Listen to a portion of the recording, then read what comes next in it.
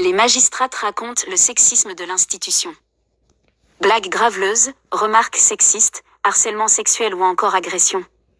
Le syndicat de la magistrature a publié ce jeudi une enquête sur les violences sexuelles et sexistes au sein de l'institution judiciaire. Par où commencer ? Marion * hésite.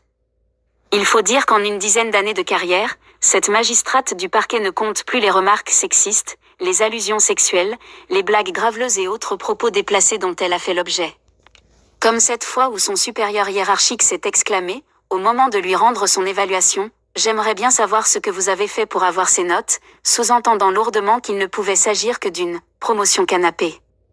Elle pense aussi à ce collègue qui, jour après jour, commentait sa tenue, sa coupe de cheveux, et qui un jour lui a lancé en pleine réunion « T'es belle, même sans ta robe de magistrate ». Lorsqu'elle lui demande d'arrêter, il s'offusque. « On ne peut plus rien dire », se plaint-il.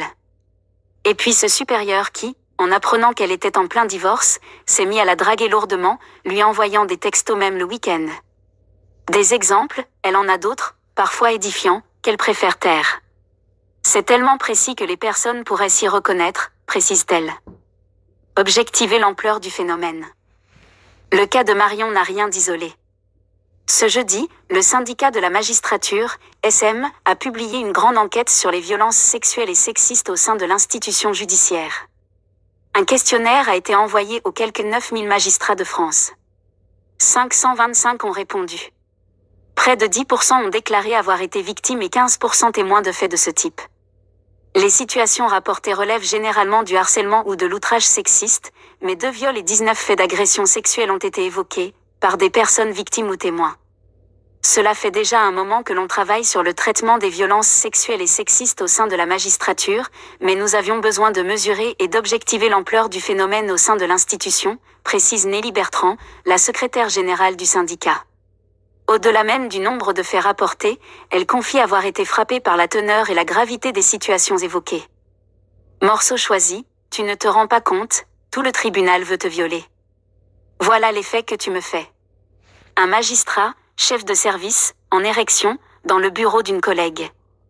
Une femme, ça dit toujours un peu non avant de dire oui. Si j'avais dû attendre qu'une femme soit d'accord pour l'emballer. Je vous imagine en maillot de bain sur votre balcon.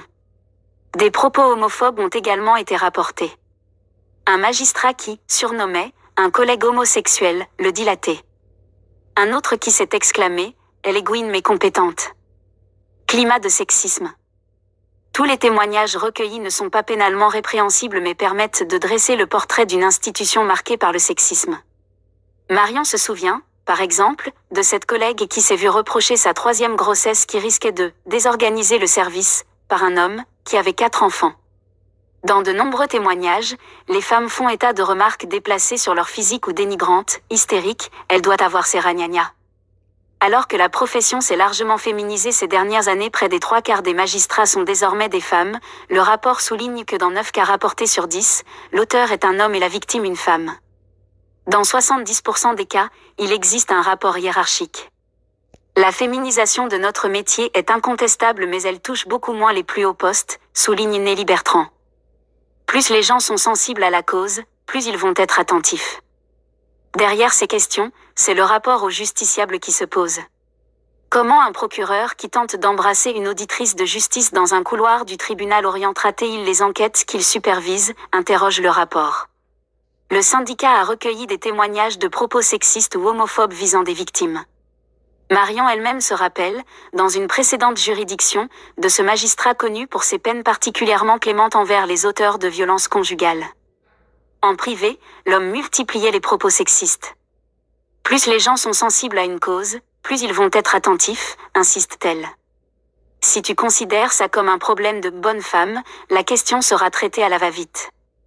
Dans son rapport, le syndicat préconise d'améliorer la formation de l'ensemble des magistrats, de la rendre obligatoire pour les chefs de juridiction, d'intégrer cette question lors de leur recrutement. Il souhaite également une meilleure prise en charge des violences sexistes et sexuelles au sein de l'institution et améliorer le signalement. Entre 2000 et 2024, le Conseil supérieur de la magistrature n'a eu à se prononcer que sur cette affaire de ce genre, dont 4 au cours de ces 3 dernières années. Il y a des filtres avant le Conseil supérieur de la magistrature, mais c'est évident que les faits sont trop peu dénoncés, poursuit Nelly Bertrand. Selon les chiffres de l'enquête, seule une victime sur 4 a fait un signalement. Il est intéressant de noter que les raisons du silence évoquées par les magistrates sont les mêmes que celles qui traversent la société, la peur de ne pas être cru, le fait de ne pas savoir à qui s'adresser, une certaine banalisation des faits. Précise-t-elle. Le ministère de la Justice a indiqué avoir déjà mis en place des mesures. Un dispositif de signalement, Allodiscrime, existe depuis décembre 2020 et reçoit environ 120 saisines par an. Un accord sur l'égalité homme-femme a été signé en juin. Mais pour se prémunir, rien ne remplace, pour l'heure, la solidarité interne. Quand on arrive dans une nouvelle juridiction, on se briève entre nous, ne prends pas l'ascenseur avec lui, fais attention à comment tu t'habilles avec un autre, confie Marion. Astérisque, le prénom a été changé.